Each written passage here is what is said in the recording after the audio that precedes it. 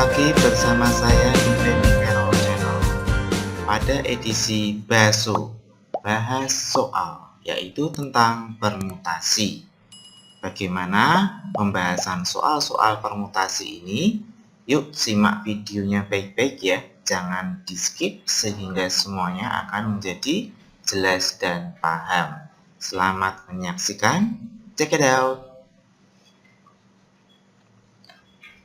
Permasalahan pertama, banyak cara menyusun pengurus yang terdiri dari ketua, sekretaris, dan bendahara yang diambil dari 5 calon. Jadi kita akan memilih 3 dari 5 calon. Berarti ada N-nya adalah 5 dan R-nya itu 3, yaitu ketua, sekretaris, dan bendahara. Di sini kita menggunakan permutasi karena ada predikatnya, yaitu ketua, sekretaris, dan bendahara. Jadi urutannya diperhitungkan. Urutan diperhitungkan. Sehingga kita bisa menggunakan rumusnya untuk permutasi sebagian, yaitu 5P3, yaitu 5 faktorial dibagi 5 ya yang kiri dikurangi 3 yang kanan. Kemudian kita hitung 5 faktorial dibagi 2 faktorial.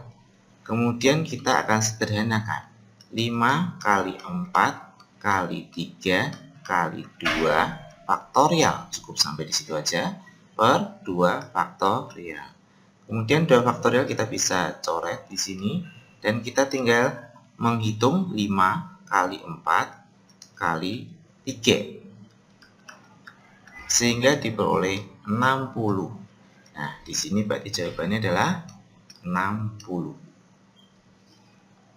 Berikutnya permasalahan 2. Dalam sebuah ruang rapat tersedia 4 kursi. Bila ada 7 peserta yang hadir di ruangan tersebut, ada titik-titik cara untuk para tamu bisa duduk di kursi yang disediakan. Di sini pesertanya ada 7, tetapi kursinya hanya ada 4, sehingga kita bisa menggunakan permutasi.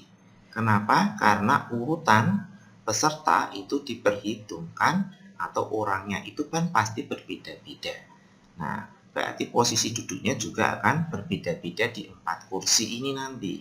Sehingga kita bisa menggunakan 7P4. Dan kita akan hitung 7 faktorial dibagi 7 min 4 faktorial ya.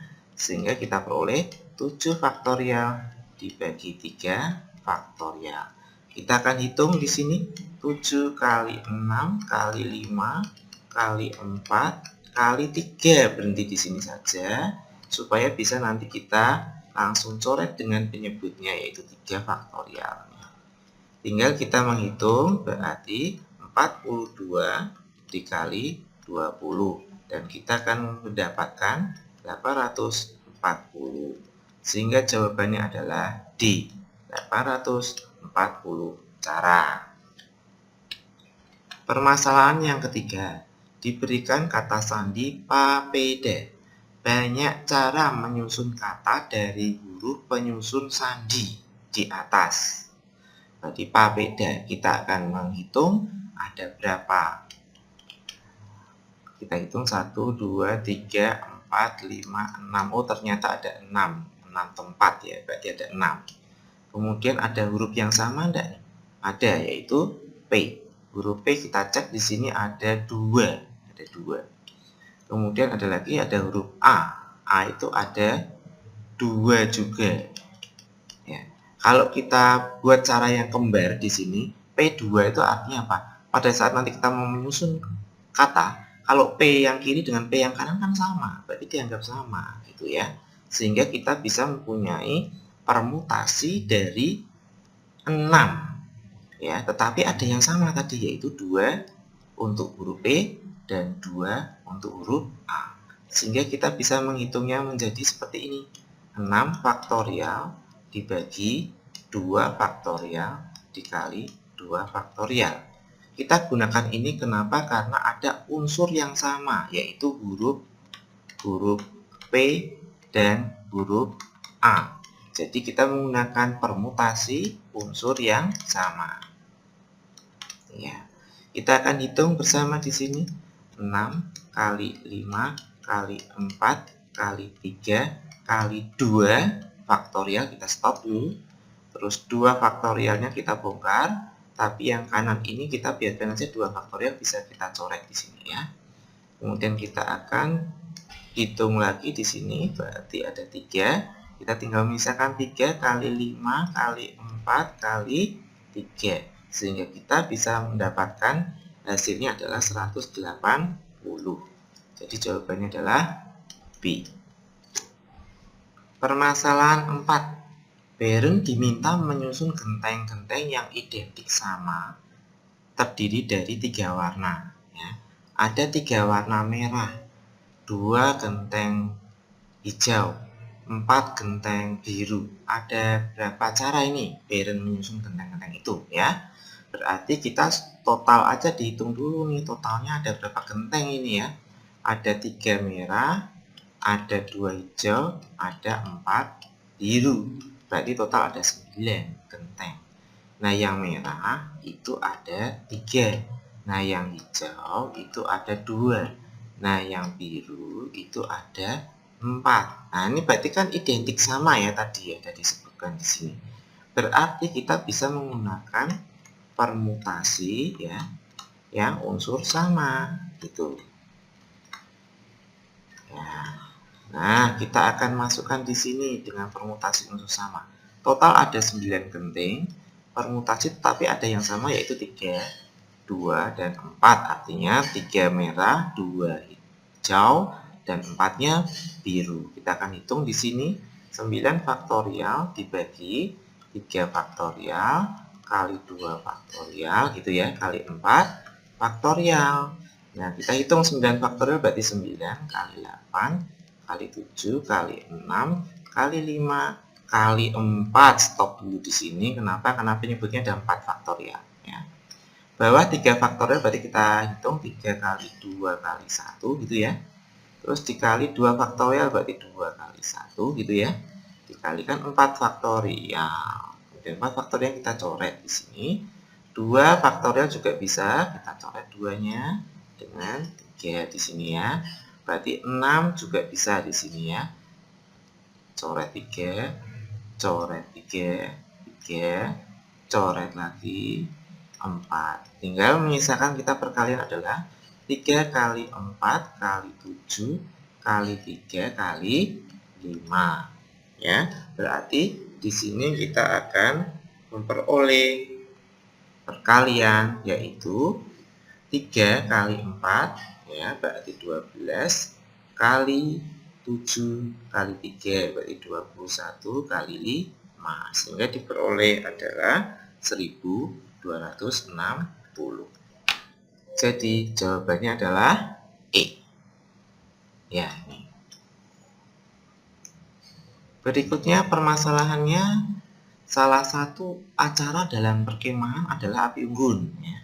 Bila ada 5 peserta, maka ada titik-titik cara peserta mengelilingi api unggun ya. Ini mengelilingi api unggun ya, berarti ini adalah permutasi yang siklis karena mengelilingi api unggun, mengelilingi objek ya. Nah, di sini pesertanya ada berapa? Pesertanya N-nya ada 5. Berarti permutasi siklis itu adalah ya, siklis itu adalah N-1 faktorial, sehingga nanti permutasi dari siklis 5 adalah 5-1 dari faktorial. Kita 4 faktorial dan kita akan berolehnya yaitu 4 kali 3 kali 2 kali 1, sehingga hasilnya adalah 24. Nah, di sini jawabannya adalah A. Permasalahan 6. Di sini diberikan soal seperti ini nih. Dalam sebuah pesta disediakan meja-meja bundar ya. Pak Wedi, istri, dan ketiga anaknya datang ke pesta itu. Mereka duduk mengelilingi satu meja bila ketiga anaknya selalu duduk berdampingan, maka ada titik-titik cara mereka duduk mengelilingi meja pesta ya. Berarti kita akan buat ilustrasi ini pasti siklis ya. Kenapa? Karena di sini mejanya meja bundar ya, siklis. Nah, kita buat ilustrasi seperti ini aja.